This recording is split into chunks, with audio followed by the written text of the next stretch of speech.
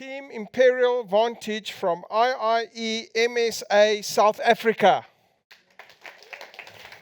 Good morning, good afternoon, ladies and gentlemen of the board. We are the Imperial Vantage. I am Susanna, and this is Michael and Rowen. Today's presentation will address the current issues faced by VW. Based on an impact and urgency analysis, we have prioritized the issues in the following order: e-mobility, followed by driverless technology, then the MEB platform, the Navistar acquisition, and lastly, strategy, structure, and cost optimization. So let's get to it with Rowen, who will be discussing priority one. Okay, so currently the automotive industry faces a radical change. We are experiencing a paradigm shift from combustion petrol engines to electric vehicles. Now, in considering electric vehicles as the market is growing, so do the issues with it. Currently, we face with regards to electric vehicles, the company used a carcinogenic metal that may result in engine failures and risk and fire hazards. So the company has proposed 3 options with regards to dealing with the metal that was used within 400,000 vehicles, and these are the 3 options, and I will discuss them accordingly. So with regards to the first option, we have a voluntary partial recall. With regards to this, the company is only accepting partial responsibility for its cost of external failure, and furthermore, it's not considering any lawsuits or damages that it may incur as a result of this decision. Furthermore, at the back of the emission scandal, can the company really undergo any more damage to its reputation? In considering the second option, we have compensation. The company is accepting financial responsibility for the risk with regards to damages and losses. However, again, can the company really forego any more damage to its reputational risk?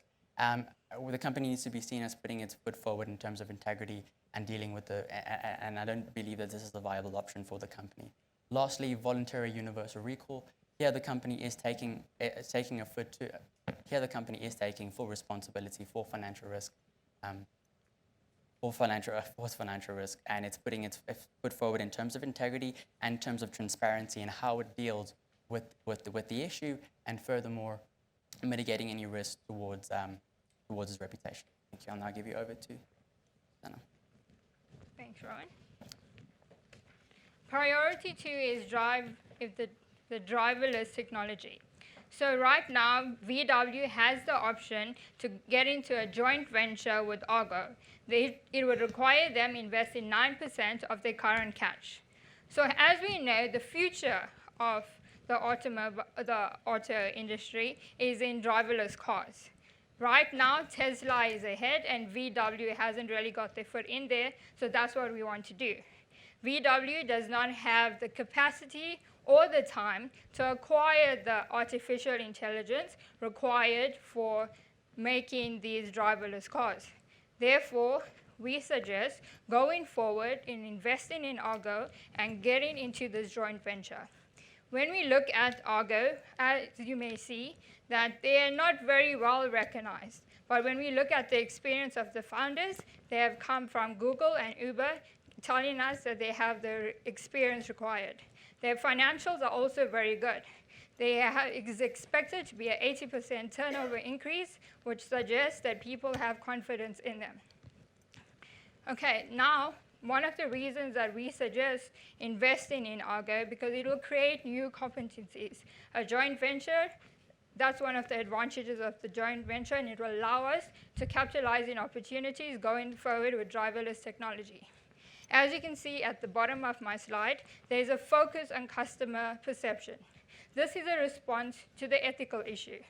Now, the ethical issue that we have here is one faced by every single automobile producer of driverless cars. How are you going to prioritize life?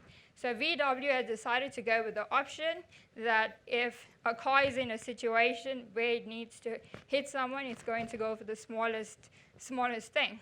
So if you compare that, if it's a human and a tiny animal, most people would say, okay, go for the animal. But the other option is, what if it's a toddler and like a 98-year-old person? Most people would say, hit the older person because the younger one has more life. But the thing is, this is an ethical issue that can't really be solved. So what are we going to do about it? The best thing we can do is a focus on customer perception, because the value of our cars is based on whatever they perceive it to be. So we need to establish, or we need to inform them rather, about this ethical implication. We need to tell them it's one faced by everyone to make sure that this doesn't damage our reputation. I will now hand you over to Mike and Rowen, who will be doing priority 3. Why is it not working?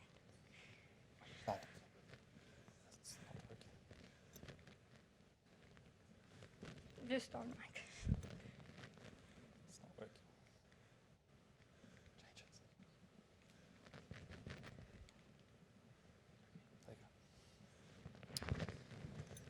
There you go. BYDO approached VW to build a shared platform and realize positive synergies from that. We did calculate the NPV for this, and we realized that it came up to 128 billion euros. However, we can't base our decision on it being a positive NPV and realizing 128 billion. We need to further consider other qualitative characteristics before we can accept this proposal. Rowen will identify these qualitative characteristics before we make our decision.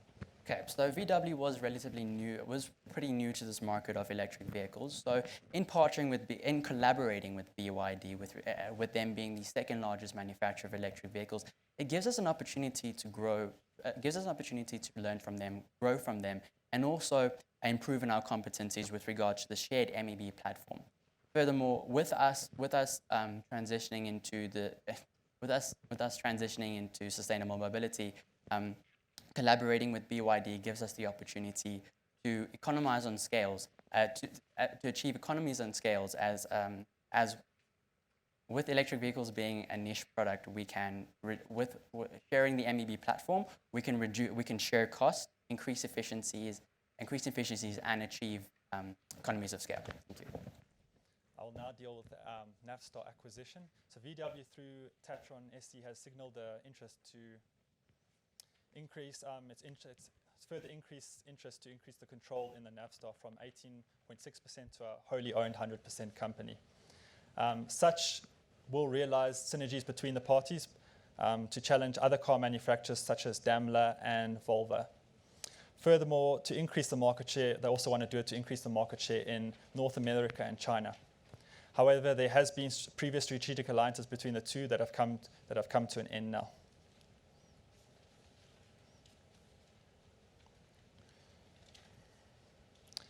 So the proposal put forth to Navstar shareholders is we recommend a share for share exchange. The synergies between the two to be realized are about 9 billion euros that are expected. However, we do see that there will be a 6-for-1 exchange for a VW share for a Navstar share.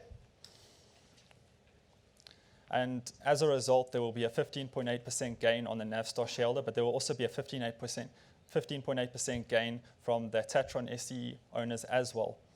So we recommend that we go with the share-for-share exchange, as it also allows the company not to have to generate cash for such proposal, and also it allows for such a big acquisition as well. The only downside is that it might dilute previous shareholders as well. But we're coming forth and saying, as a result of these synergies, we're expecting growth in the company and even a share increase or increase in shareholder value in the future. I'll now hand you over to Susanna. Thanks, Mike. With the last issue, we realized that the problem here is poor change management. So our recommendation is firstly, identify a change agent, then identify the resistance to change, respond to these resistances. And another thing we noticed is that there's a poor communication, which needs to improve. You also need a suitable HR plan, because now you have centralized. Rowen will now conclude for us. With VW having experienced negative publicity over the past years, it is vital that we do not repeat actions of the past. Furthermore, improving our value into the fourth industrial revolution with our wide brand portfolio, our innovative capabilities, and our consolidated strategies as we transition into sustainable mobility. Thank you so much. Now, I hear your questions.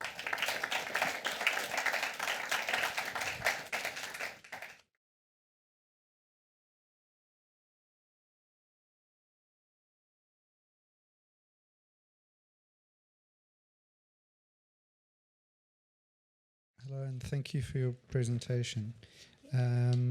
So, can I ask, I'm just checking my notes here. First of all, if you take me to this last, just take us to the slide on strategy, structure, cost optimization. My thing doesn't work. Can you just clearly lay out for me this? What's the problem? What are the possible solutions?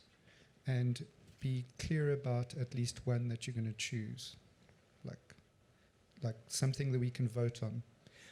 So if you can do that for me. So you want me to expand on like how I would respond to the resistance? I'm asking, I'd like a clear problem. What is the problem? Okay. What are some potential solutions that you considered? And which one did you choose, or are you recommending to us? Okay, the problem here is you went from, sorry, I forgot the word, from decentralized to centralized. Okay. And the issue here, when you went from being decentralized to centralized, it seems like the super premium and premium sector, they still operating on the old centralization. Like they don't know that we, not that they don't know, yeah, I think they. So I'm going to ask you this, just partly because of time. In one sentence, state to me, what is the particular overarching problem in this area? Poor change management. Okay. Yes. And what are some of the options that you are specific options? I can see what you've written there. Okay. I'm obviously asking for more. What are specific options you considered? We could do this, we could do this, we could do this. I think firstly the most important thing is to identify a change agent, and he will facilitate the whole process. And like the most important thing you need to do is like you have to identify why is your employees resisting this change. So like they could be upset, they could think that their jobs are also like on the line, and then you'd have to respond to these risks. And some of the ways that you can respond to these risks is to educate them from why you went from. I'm just going to stop you there because I have time for my other judges. I want to end by asking, can you tell me what are the embedded ethical issues in this whole scenario? So the employees are some employees are very upset because right now, when they went from the super premium to the volume segment, they have the contracts, it's not the same. So they like part-time workers. So there's a, and are there we need to focus on employee satisfaction. Sure. And are there any other ethical issues in this whole, in other words, in all 5 priorities that were identified? Can we just take 1 minute? The autonomy.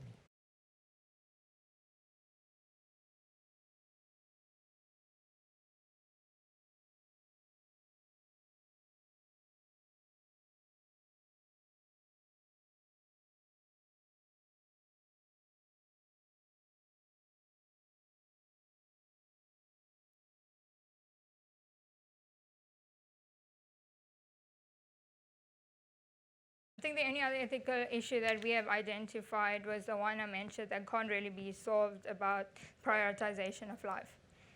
Yeah. Thank you. Thank you very much for the presentation. You've rated, we're unfortunately going to stick to this slide. You rated this number 5. Now, if I look MEB, for example, it is discretionary. It's opportunity and it's a discretionary initiative that you will follow. If you analyze the strategy and structure one, you just have what I would call a dysfunctional board because directors doesn't agree with it. So ultimately, decision making will be difficult. Why would you only rate this as your 5th priority? Why is your second? Yep. Can we just take 1 minute?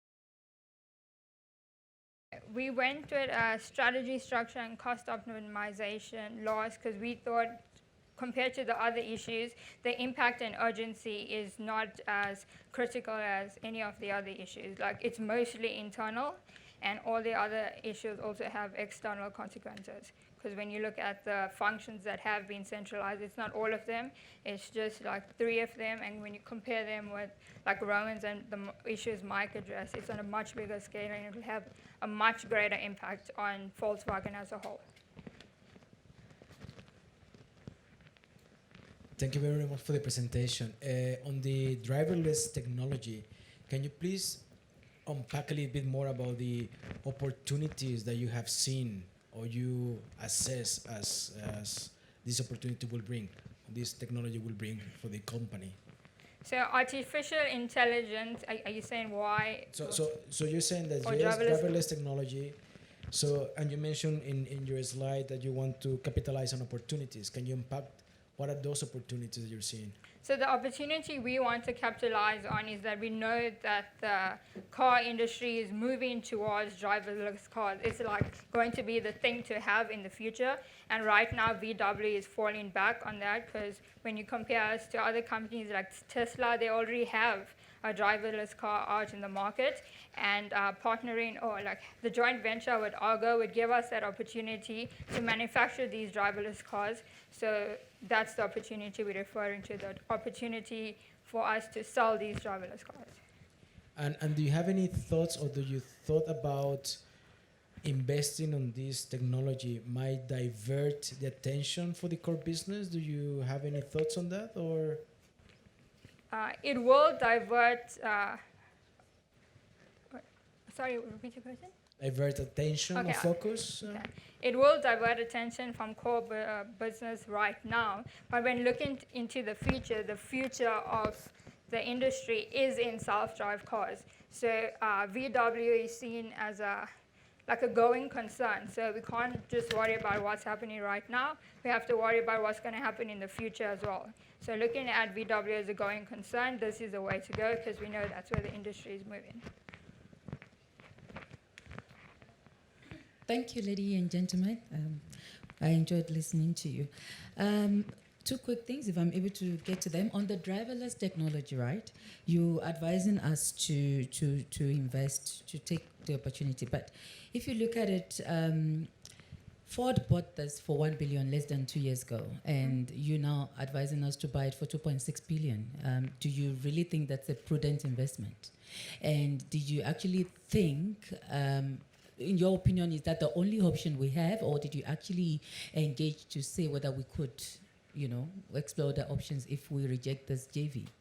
Well, with the information that we have right now, we don't have any information on other companies that we could venture with. We just know that we don't have the time to do it ourselves because from the time VW has existed, we've only been producing cars, and artificial intelligence is in like a completely different sector. So it was mainly based on the urgency to get into acquiring artificial intelligence. And we do believe that it is really worth it because you will be gaining artificial intelligence as a new core competency as well, which you can use in the future for more development into your self-drive cars. Okay. And the MEB platform, you are also advising us to accept the proposal. It's a lot of money you're telling us to spend here. When I look at it, even in terms of your prioritization, I mean, you've put it at number 4.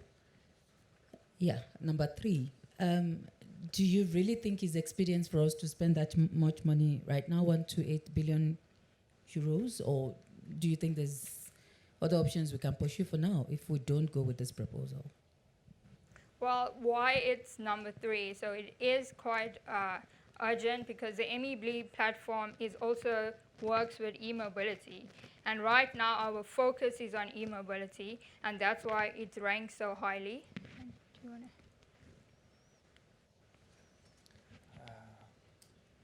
Sorry, can you why? Okay, so she's explained why, Yes. but I'm saying is that the only option you think we have now to just, accept the proposal? Or is there anything else we could do, in your opinion?